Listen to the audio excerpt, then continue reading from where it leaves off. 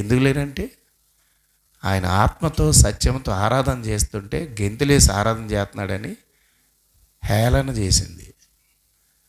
దైవజనుడి భార్యే, భక్తుని భార్యే, కానీ భక్తి లేని భార్య. పైగా హేళన, చులకన. ఆఖరికి ఏమైంది? ఆమెను మరొక అతనికి ఇచ్చి పెళ్లి చేసాడంట వాళ్ళ నాన్న పట్టుకెళ్ళి. చూడండి, స్వయంవరం పెట్టి పెళ్లి చేశాడు కదా. ఆ గొలియాతు అన్నవాడిని ఎవడు చంపుతాడో వాడికి నా రాజ్యంలో సగ భాగం ఇస్తాను, నా కూతుర్నిచ్చి పెళ్లి చేస్తానని చాటింపు వేశాడు. గొలియాతుని చంపాడు దావీదు, కూతుర్నిచ్చి పెళ్లి చేశాడు. అంతవరకే.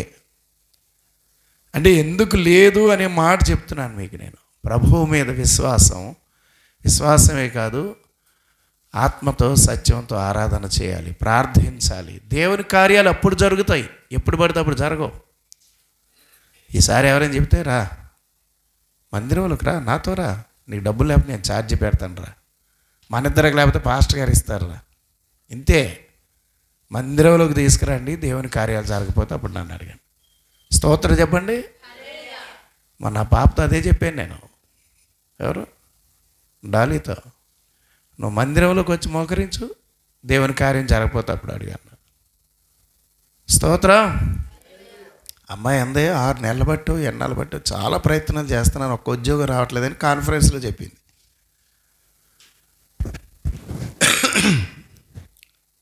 దేవుని మందిరంలోకి రావాలి. అమ్మ హృదయశ్రావణి ఏ డ్యూటీ ఇవాళ?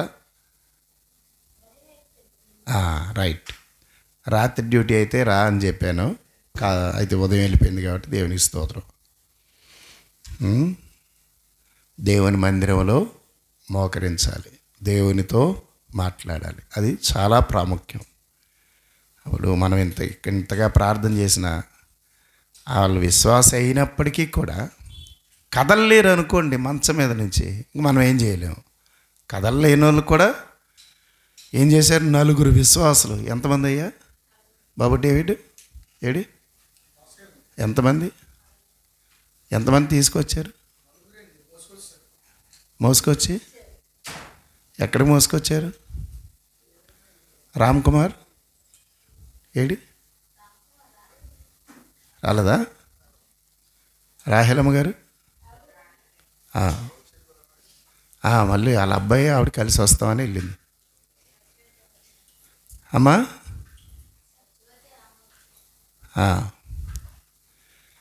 ఇప్పుడు మీరు పైకెక్కి వచ్చారు కదా, ఆ 4 ఏం చేశారు తెలిసి చెప్పనా? పైకెక్కి ఎక్కడికి? ఇంటి పైకి ఎక్కి దాని మీద నుంచి కన్నం చేసి, కన్నం అంటే మామూలు కన్నం కాదు, ఆ మంచం కరెక్ట్గా దిగగలిగిన కన్నం చేసి, ఆ బెజ్జం చేసి దానిలోంచి దించారు. అంటే ఇప్పుడు ఇక్కడ ఎవరి విశ్వాసాన్ని బట్టి దేవుని కార్యం అనుకుంటున్నారు మీరు జరిగింది? వాళ్ళు తీసుకొచ్చిన వాళ్ళు విశ్వాసాన్ని బట్టి జరిగింది. మీరు తీసుకొస్తారు కాబట్టి మీ విశ్వాసాన్ని బట్టి కూడా దేవుని కార్యం జరుగుతుంది. సంఘంలో విశ్వాసాలు ఎలా పెరుగుతారు? సంఘం యొక్క ప్రార్థన శక్తి విలువ వాళ్ళకి ఎలా తెలుస్తుంది? వాళ్ళు అక్కడుండి మనం ఇక్కడ ప్రార్థన చేస్తే కార్యాలు జరగవండి. జరిగినా వాళ్ళకి దాని విలువ తెలియదు. ఆమేన్. అవునంటారా కాదంటారా?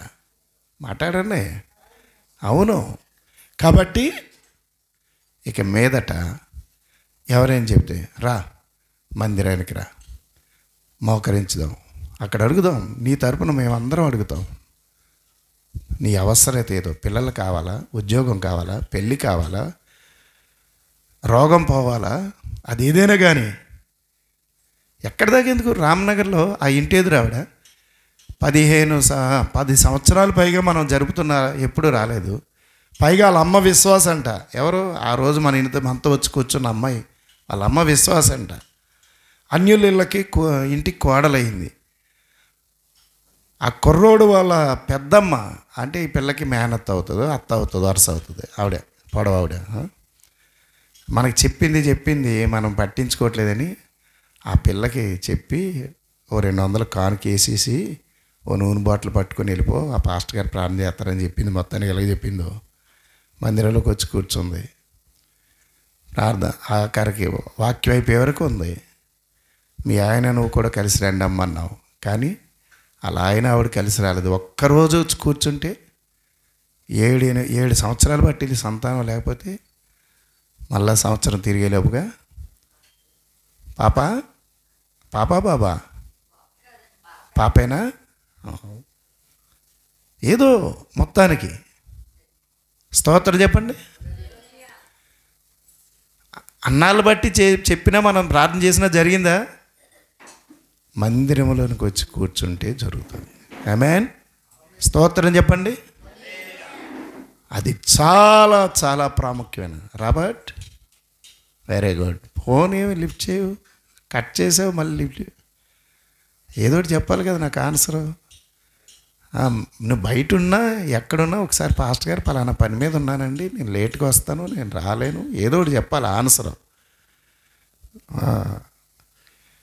తర్వాత చూస్తే మీ అమ్మ ఇక్కడ ఉంది. Praise the lord.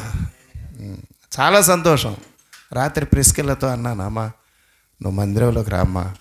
ఎందుకంటే ప్రార్థన పనులు senior believers, prayer warriors, Priscilla, Krupavaram, Jaya Krupavaram, Priscilla, ఇంకెవరమ్మా ఆ ప్రేయర్ వారియర్స్, ప్రార్థన యోధులు, ఇంకెవరమ్మా నాకు కొంచెం గుర్తు రావట్లేదు. అప్పుడు కలిసి ప్రార్థన చేసేవాళ్ళు బాగా.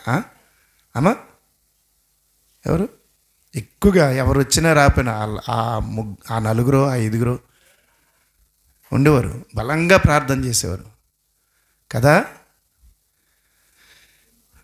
ఎవరమ్మా ప్రిస్కిల్లా మీతో కలిసి ప్రార్థన చేసేవారు? ఇంకెవరు?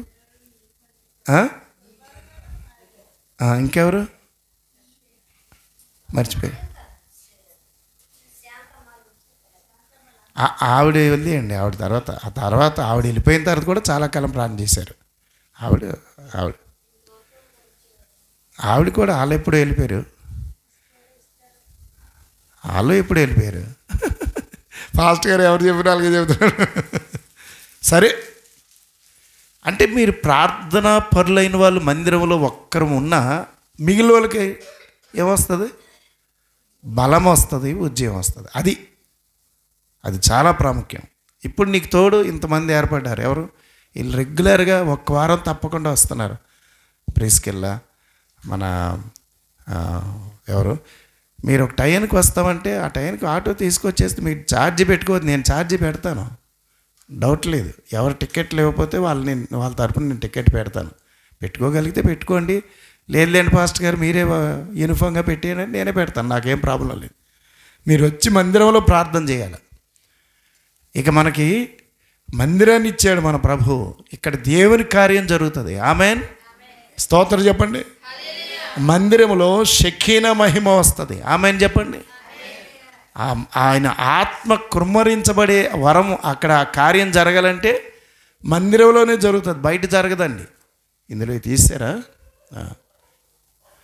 సరే మరి కాబట్టి నేను చెప్పే సూచన ఏంటంటే మీరు ప్రార్థన చేస్తే తప్పని అనట్లేదు, ప్రార్థన చేయండి, కానీ వాళ్ళకి వెంటనే కార్యం జరగాలంటే మందిరంలోనికి రావాలి. ఆమేన్. రైట్. ఇవి ఎక్స్ట్రా మాటలే, కొంచెం ఎక్కువగా అంటే తప్పలేదు, ఈ మాటలు చెప్పాలనిపించింది, చెప్పాను. ఎందుకంటే రాబోయే కాలం విశ్వాస జీవితం మరింత బలపరచబడడానికి. ఆమేన్. రైట్. మళ్ళీ ప్రార్థనా శక్తి పెరగాలి. ఆమేన్. ప్రార్థనా శక్తి నాకు కావాలయ్యా అంటూనే ఆ శక్తి పొందుకోవడానికి రాకపోతే అర్థం ఏంటి? మందిరంలోకి వచ్చి ఆరాధనలో పాడేస్తున్నారు కొంతమంది, ప్రార్థన జరిగేటప్పుడు రారు. వీళ్ళు ఏం పాడతారు? ప్రార్థన శక్తి నాకు కావాలయ్యా అంటూ ఎక్కడ ఆరాధనలోనూ పాడేస్తారు, ప్రార్థనలోకి రారు. కావాలంటే ఎక్కడికి రావాలి? ప్రార్థనలోనికి రావాలి. ఆ శక్తి కావాలంటే ఎక్కడికి రావాలి? ప్రార్థనలోనికి రావాలి. అది చాలా ప్రాముఖ్యం. అప్పుడు కూడి ఉన్న చోటు కంపిస్తుంది. అక్కడ మనం ఉన్న చోట యొక్క సైతానుగాడి పునాదులు పడిపోతాయి, ఎరుకో గోడలు కూలిపోతాయి. ఆమేన్. నిజమా? స్తోత్రం చెప్పండి. కొంతమంది అంటూ ఉంటారు, పాస్టర్ గారు అప్పుడండి మొదటి నుంచి ఎవరు రాకముందు నుంచి వచ్చేసి మోకరించి చివరిదాకా అలాగ ఉండేవారండి, తర్వాత ఉండరండి, ఇప్పుడు అలాగ ఉండలేదండి. అంటే పాస్టర్ గారు ఒకప్పుడు అలాగ ఉండేవారు, కరెక్టే.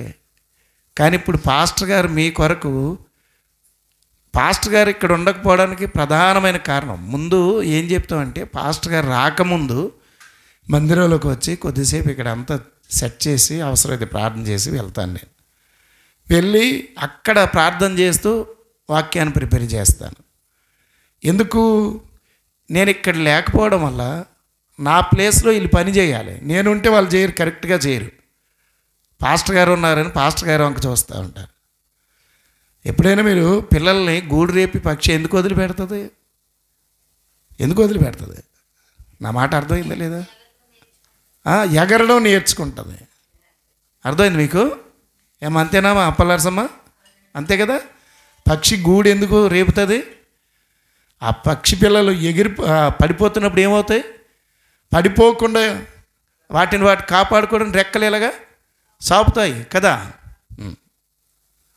దైవజనుడిగా అప్పుడు నేర్పడానికి, ఆ అనుభవం నేర్పడానికి మోకరించి ఇక్కడ ఉండేవాళ్ళం. ఇప్పుడు ఉండినా ఉండకపోయినా నా ప్లేస్లో పాస్టర్స్ ఉంటారు. వీళ్ళు పాస్టర్స్కి ఎందుకు పెట్టాం? వీళ్ళు ముందుండి వీళ్ళు జరిపించాలి ఆ కార్యక్రమాలు. ఎవరు? Jacob, Simon Peter and Robert. వాళ్ళ ముగ్గురు ప్లేస్ ఇది. వాళ్ళ ముగ్గురే చేయాలి ఈ కార్యక్రమాలు. అంతేగాని ఐఎమ్ ది పాస్టర్, నేను పాస్టర్ గారిని అని చెప్పుకోవడానికి కాదు. పాస్టర్ గారి పని పాస్టర్ గారు చేయాలి. ఆమేన్. ఆ రోజు ఇంకే పని పెట్టుకోకూడదు. మెయిన్ పాస్టర్ గారు పని చేయవలసి ఉంటే మీరు పాస్టర్ గారు ఎందుకు ఇంకా సంఘానికి చెప్పండి? మీరు ముందుండాలి సార్. నెక్స్ట్ వీక్ నుంచి మీరు ఇక్కడుండి మీరు ఏర్పాట్లు చేయాలి. అంతే. ఆ 2 రోజులు మీకు కావాలంటే, మీకు ఆ రోజు రావాల్సింది ఏదైనా ఉంటే నేను ఇస్తా. ఆమేన్. అడగండి.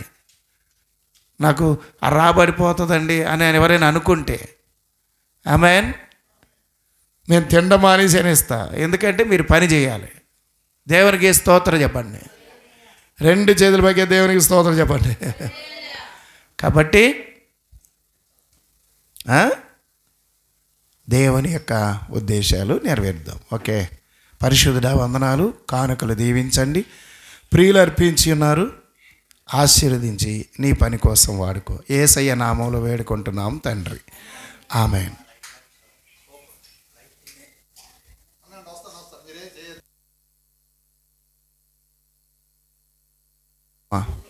ఉపవాసం ఉండి కానుక వేయగలిగిన వాళ్ళు అందరూ వేసారా?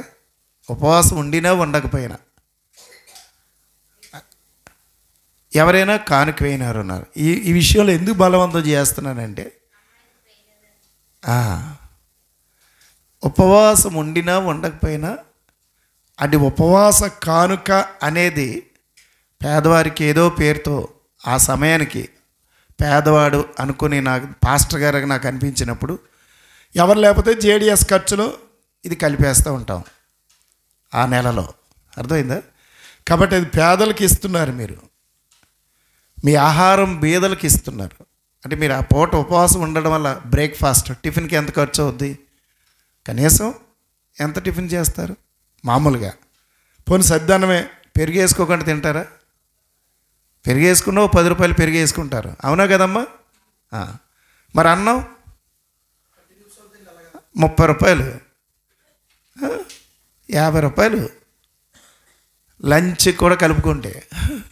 పాస్టర్ గారు ఇలా చెప్పారంటే, బాబు ఎందుకు వచ్చింది బాబు తినకుండా ఇలాగేయడం ఇది, నేనే తినేది బాగున్నా. ఒకటి నీ ఆత్మను దేవుడికి దగ్గర తెచ్చుకోవడం అవుతుంది. నెంబర్ 2, రెండోది ఏంటంటే నీవు బీదలకు కానుకిచ్చినట్టు. అప్పుడు వెంటనే ప్రేరేపించబడి చాలామంది చేస్తూ ఉండేవారు. ఇప్పుడు ఆ కంటిన్యూషన్ వీళ్ళిద్దరే చేస్తున్నారు. నాకు తెలుస్తుంది. వీళ్ళిద్దరే ఛార్జీలు పెట్టుకొని వస్తారు, అటు ఇటును మళ్ళీ ఆ కానుకే వేస్తారు. 50 100 వేస్తూ ఉంటారు. అంటే నేను ఏమంటున్నానంటే, ఆ యువనోళ్ళ గురించి నేను బాధ పెట్టాలని నా ఉద్దేశం కాదు.